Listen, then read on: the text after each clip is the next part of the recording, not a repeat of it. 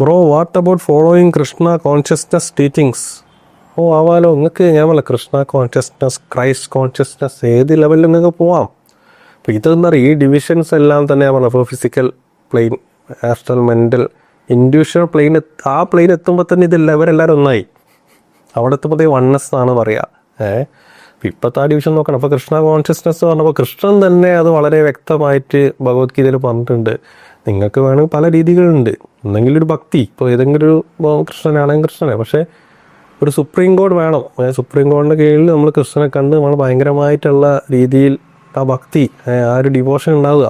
അല്ലെങ്കിൽ God the ഫാദറിൻ്റെ കീഴിൽ Christ, അല്ല അള്ളാനെ ഡയറക്റ്റായിട്ട്. അപ്പോൾ അത്രയും നമ്മൾ ഡിവോട്ടഡ് ആയിട്ട് നമ്മൾ ആ രീതിയിൽ നമ്മൾ എന്താ പറയുക, ഭഗവാനെ അല്ലെങ്കിൽ ദൈവങ്ങളെ സ്നേഹിക്കുന്ന സമയത്ത് അതൊരു പാത്താണ്. അതാണ് ഭക്തി യോഗ. ചിലർക്കത് പറ്റൂല, ചിലർക്ക് കൂടുതൽ സ്പിരിച്വൽ നോളേജ് കൂടുതൽ അറിയണം, പുസ്തകങ്ങൾ വായിക്കണം. അപ്പോൾ ആ രീതിയിൽ നമ്മൾ വർക്കൗട്ട് ചെയ്ത സമയത്താണ് അത് ജ്ഞാനയോഗ. ചിലർക്ക് വെച്ചിട്ടുണ്ടെങ്കിൽ ഇതൊന്നുമല്ല. ചിലപ്പോൾ ഡിസർവിങ് ഒരാൾക്ക് ചിലപ്പോൾ ഭക്ഷണം മേടിച്ചു കൊടുക്കുന്ന കാര്യങ്ങളിലായിരിക്കാം. സ്വന്തം ഇഷ്ടം പോലും നോക്കാണ്ട് മറ്റുള്ളവർക്ക് വേണ്ടി ഹെൽപ്പ് ചെയ്യാനുള്ള മെൻറ്റാലിറ്റി ചെയ്യുന്ന ആൾക്കാരായിരിക്കാം. അതൊക്കെയാണ് ഒരു കർമ്മയോഗ. വേറെ കേസ് പറഞ്ഞാൽ ചില ആൾക്കാർ ഭയങ്കരമായ സ്ട്രിക്റ്റ് ഡയറ്റ് ഉണ്ടാവാം, ബ്രീത്തിങ് എക്സസൈസ് ഉണ്ടാവും, മെഡിറ്റേഷൻസ് ഉണ്ടാവും. അങ്ങനത്തെ ആ ലെവലിൽ പ്രാക്ടീസ് ചെയ്യുന്ന ആൾക്കാരുണ്ട്. അത് രാജയോഗ. അപ്പം ഏതാണ് നിങ്ങൾക്ക് വർക്കാവുന്നത് അത് നിങ്ങൾക്ക് ചൂസ് ചെയ്യാം.